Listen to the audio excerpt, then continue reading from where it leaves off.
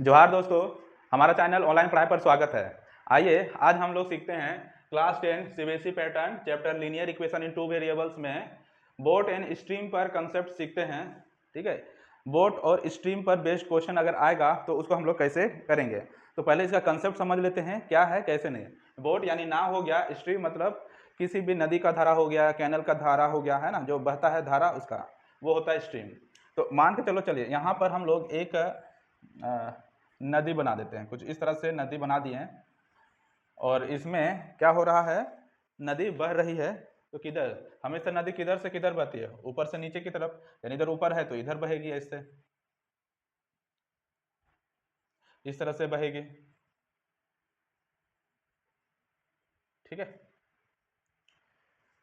तो यहाँ पर हम लोग को अगर पूछे कि अगर इसमें नाव चलाएंगे तो नाव का स्पीड यानी बोट का स्पीड जब धारा के एकदम समान जाएंगे, धारा के का साथ जाएंगे तो तब स्पीड क्या होगा, धारा के विपरीत यानी उल्टा जाएंगे अपोजिट डायरेक्शन में, तो क्या होगा स्ट्रीम का, यानी जो धारा, ये जो प्रवाह हो रहा है, स्ट्रीम जो है, ये जो फ्लो हो रहा है इसमें, तो स्ट्रीम का स्पीड क्या होगा। ठीक है, चलो इसमें समझते हैं। स्पीड ऑफ बोट, इसको x किलोमीटर पर आवर ले लेते हैं। ठीक है, and speed of stream y kilometre per hour ले लेते हैं। ठीक है, स्पीड ऑफ बोट और स्पीड ऑफ स्ट्रीम ले लिए,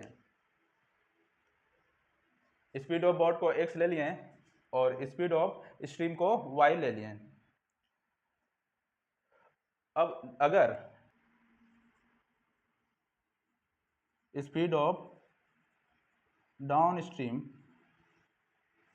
अगर नीचे की तरफ अगर स्पीड निकालें तो नीचे की तरफ अगर जा रहे हैं तो बोट भी नीचे की तरफ जा रहा है और इसका धारा यानी इसका जो फ्लो है, पानी का फ्लो है, वो भी नीचे की तरफ जा रहा है, यानी दोनों का स्पीड क्या हो जाएगा, एडअप हो जाएगा।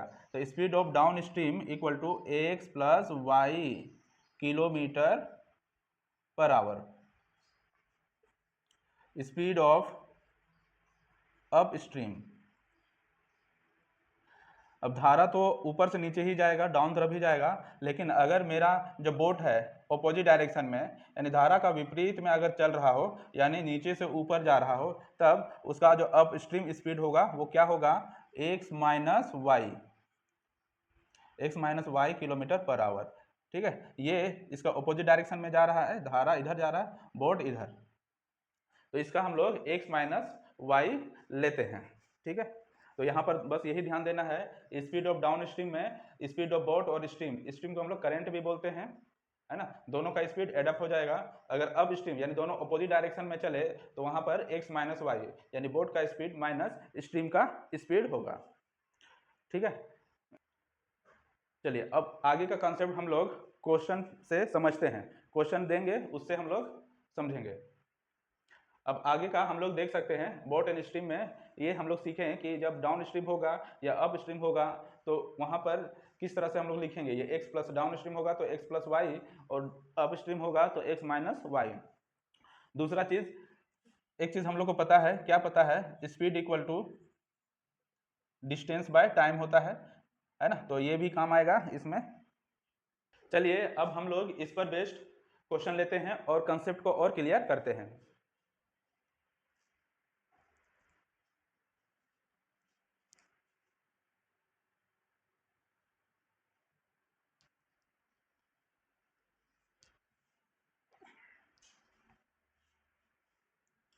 चलिए अब क्वेश्चन देखते हैं। यहाँ पर बोल रहा है a man can row downstream 20 kilometre in 2 hours, 20 kilometre 2 घंटे में डाउन स्ट्रीम यानी नीचे की तरफ वो जा रहा है, नाव में जा रहा हो या किसी चीज में जा रहा हो लेकिन जा रहा है। And upstream 4 kilometre in 2 hour, और जब अपोजिट डायरेक्शन में यानी नीचे से ऊपर की तरफ जा रहा हो तो वो कितना, 4 किलोमीटर जा रहा है तो 2 घंटा का समय लग जाता है। Find his speed of rowing in still water, तो पानी में रोइंग का स्पीड यानी नाव का स्पीड या बोट का स्पीड क्या होगा।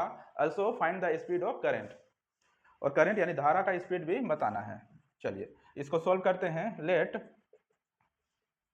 स्पीड ऑफ रोइंग या बोट, दोनों में से क्या लिख सकते हैं, रोइंग यहाँ दिया हुआ तो रोइंग ले, स्पीड ऑफ रोइंग यानी boat equal to x kilometre per hour ले लिए, and speed of current equal to y kilometre per hour ले लिए। अब देखते हैं, a man can row downstream 20 kilometre in 2 hour. ठीक है, डाउन स्ट्रीम जा रहा है तो कितना दूरी तय कर रहा है, 20 किलोमीटर और इन 2 आवर। तो डाउन स्ट्रीम स्पीड क्या हो जाएगा,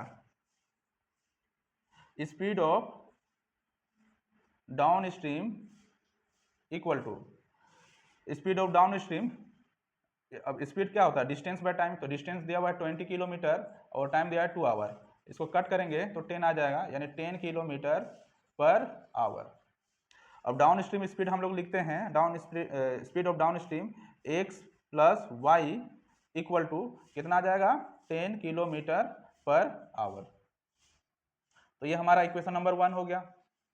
ठीक है, अब आगे देखते हैं, and upstream 4 kilometre in 2 hour, speed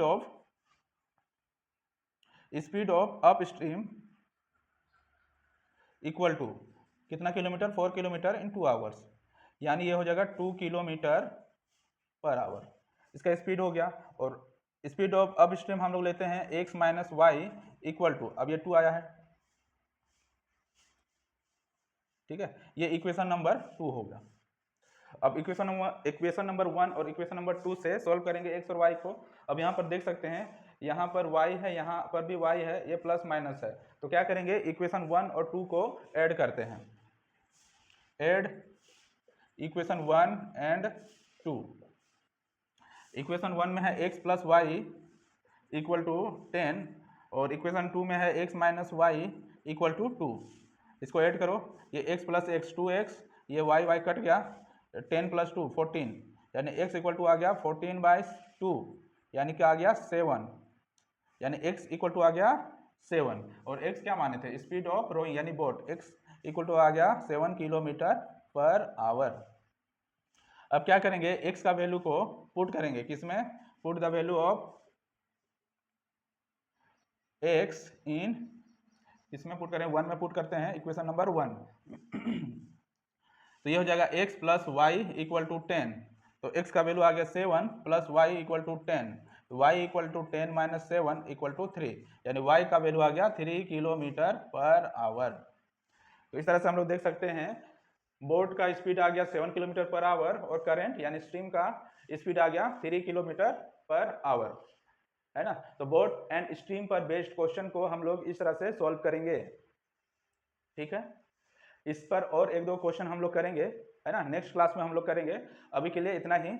अगर आप लोगों को कॉन्सेप्ट क्लियर हो रहा हो, वीडियो पसंद आ रहा हो, तो लाइक करें और चैनल को सब्सक्राइब करें। साथ ही साथ चैनल को शेयर भी करें, ताकि आपके अपने फ्रेंड्स को भी कंसेप्ट क्लियर हो, वो भी समझ सकें और बोर्ड एग्जाम में अच्छा से अच्छा नंबर से पास करें। ठीक है, तो अभी के लिए इतना ही, धन्यवाद।